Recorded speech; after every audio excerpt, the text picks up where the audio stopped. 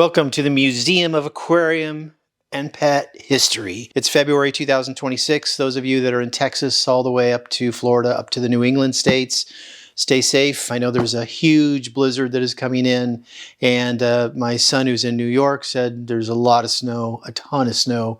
So I'm hoping that you're staying warm and you're getting ready to watch this 5-minute video. All right, so let's go to it. We got lots of boxes to open.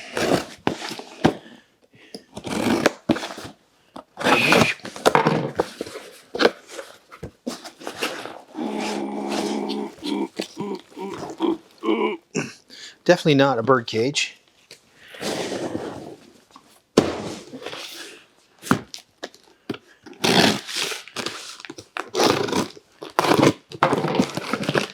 Oh yeah, okay.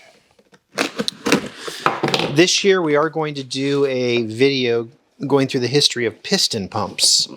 So whenever I see a piston pump that I think is cool, I go ahead and get it for the museum. This one I thought was very cool, but unfortunately he packed it with the box. And you could see how old this box is, and you could see how fragile this box is, and you could see that the box is crumbling because he thought somebody just wanted a piston pump to run their aquarium. Somewhere there's another piece. This is a Magnus Marvel Airflow Model A, world's finest aquarium pump for laboratories and the home aquarist. Magnus Manufacturing Company in Maryland, Baltimore, Maryland. So pretty cool. It's unfortunate that the box is completely destroyed, but beefy pump, very nice piston pump. All right, there's one.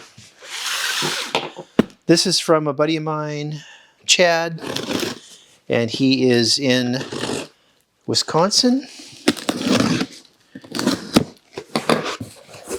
And he had a bunch of stuff to send me, leftover stuff from, I bought a guy out, a collector that was out that way. So I got quite a few things. So a little TetraMin can, not super old. Ooh. Some kind of filter, net, an Aquaculture air pump, which would have been the private label brand for, I believe, Petco or PetSmart. Let's see here. Some newer stuff, of course. A Junior air pump, made in Hong Kong. So made in Hong Kong is pre-China. So that would have been before Nixon gave most favored status to China. So you're talking 1960s. Easy to tell 1960s when you see it's made in Hong Kong. This is an Elite 802. I believe that is a Hagen pump, Ralph C. Hagen. And I believe one of the Hagen brothers died recently, and we give our condolences to the Hagen family.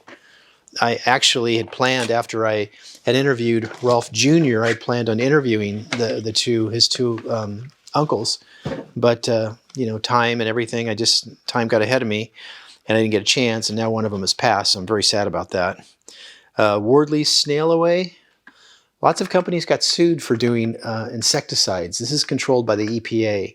And if you don't have an EPA license on it, which is very expensive, or patent number, you get sued by the EPA. I know. So anyways, that's that. All Clear by Wardleys. I think there's just a couple more weird things in here. Ooh, here's a Wil-Nes Comet pump. That's cool. It's coming apart, but that's definitely late 50s, early 1960s. That's a vibrator pump. Works with a diaphragm. This, I have no idea. Maybe you could tell me. Here's Kordon's Wonder Magnets. And I believe Kordon was the first company to make Wonder Magnets. So basically, you put it inside the aquarium, you put this on the outside of the aquarium, and you scrape, and it gets rid of your algae, and that way you don't have to get your hands wet. And now they've got all kinds of magnets that work for aquariums. Really cool, though, that Kordon actually developed what I think is the very first magnet for combating algae in the aquarium, where you don't have to get your hands wet. Ooh, another Comet. And this is the silver one. That's the Art Deco green, and this is the silver color. Very retro. Ooh, Star air pump. The worst air pump ever made in the history of air pumps. Ugh. Horrible. Made lots of noise. Didn't pump much air. Huge return rate. And then we have Bell. What is Bell? It says made in Japan. So Japan would be almost pre-Hong Kong. So this is definitely 1960s. I've never heard of Bell aquarium pump, so I don't know who made that one. All right, so that is everything. All fish, sorry. But next week, I promise you we'll have a bird cage, okay? So that's it for this week, and thank you so much for coming. Again, stay warm, and I'll see you again next week. I forgot to open this one. What is this? All glass, huh? It's actually an injection molded all glass hood. With a little feeding thing here. Ooh, incandescent, which looks like it's burnt out, definitely. Anyways, all glass hood. There we go. And that's it. See you guys.